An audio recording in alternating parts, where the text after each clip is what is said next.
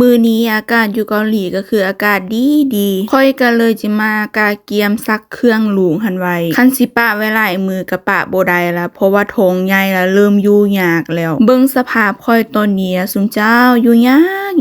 กพอดีเข้าเดือนที่8เนาะ2-3 มื้อมานี้นะนอนก็นอนยากขนาดเริ่มมีอาการท้องแข็งได้เวลานอนนะแถมลูกก็ดินแห้ง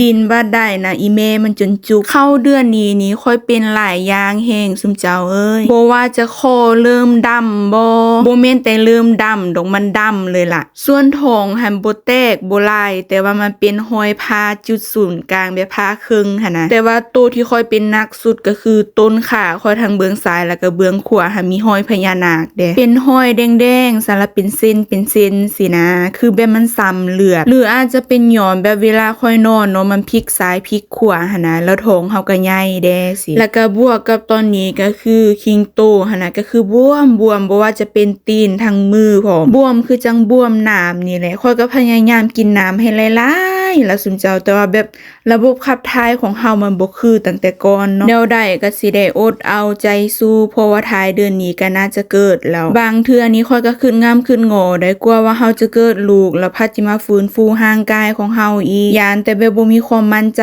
คือแต่ก่อนหั่นนะเพราะว่าทั้งตุย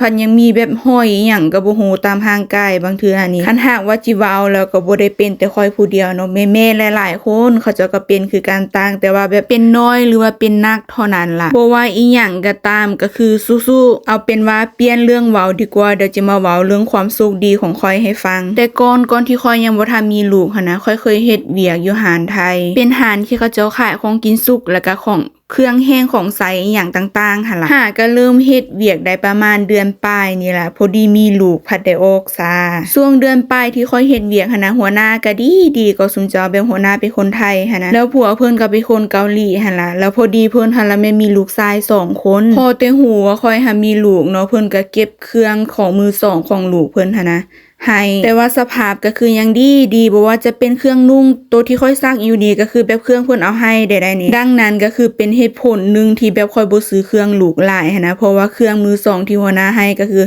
หลายแฮงถือว่าแบบประหยัดเงินเฮาไปหลายเลยล่ะแต่บ่แม่นแต่เฉพาะเครื่องนุ่งก็ที่เพิ่นให้ค่อยหันนะมีทั้งคาซีทแล้วก็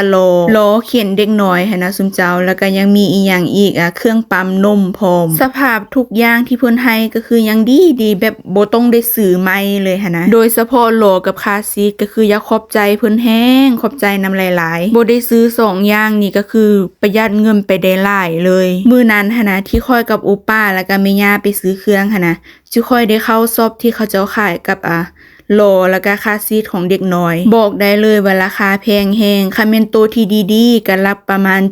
700,000ล้านปลายขึ้นไปแต่ถ้าว่าอยู่ๆแล้วจิได้ไปซื้อของใหม่หมดนิ้วเอานักหน่วงขนาดเด้อขอขอบใจน้ำหัวหน้าหลายๆที่แบบฮักแล้วก็เอ็นดูเฮาส่งโตเครื่องลูกให้ค่อยบ่ฮู้ว่าสำหรับคนอื่นนะเขาเจ้ารังเกียจบ่ที่จะใส่ของมือสองหั่นนะแต่สำหรับโตค่อยแล้วค่อยบ่รังเกียจก็เพราะว่าค่อยใส่ของมือสองหั่นตั้งแต่น้อยจนใหญ่มือนึงแบบประเภทเครื่องนุ่งของค่อยหั่นนะจะส่วนน้อยส่วนหลายจะเป็นของมือสองทั้งหมดสำหรับค่อยรู้สึกว่าของมือสองนะถ้าหากว่ามันยังแบบสะอาดยังงามอยู่นะก็ซ้ำว่ามือนึงของเฮาแล้วนะฝอยไปฝอยมาตอนนี้ก็คือซักเครื่องแล้วเป็นที่เหียบหอยซุมเจ้าแบบเฮานั่งดนแล้วเนาะแล้วบัดนี้ซัวว่าค่อยสิซักเครื่องแล้วหันก็1ชั่วโมงได้หั่นเนื่องจากท้องใหญ่แล้วก็คิงโตเฮาหนักหั่นนะก็เลยแบบได้ค่อยๆเฮ็ดนั้นเฮ็ดนี้ไปซัวว่าจิแล้วแต่ละอย่างก็คือใช้เวลาเอาดนขนาดแถมเฮานั่งดนน่ะเวลาลุกขึ้นน่ะเจ็บน่วงก็พัดว่าได้มายืนตาเครื่องซัวว่าจิแล้วฟ้าเอ้ยเวียกมื้อนี้ก็คือสำเร็จเสร็จสิ้นจ้า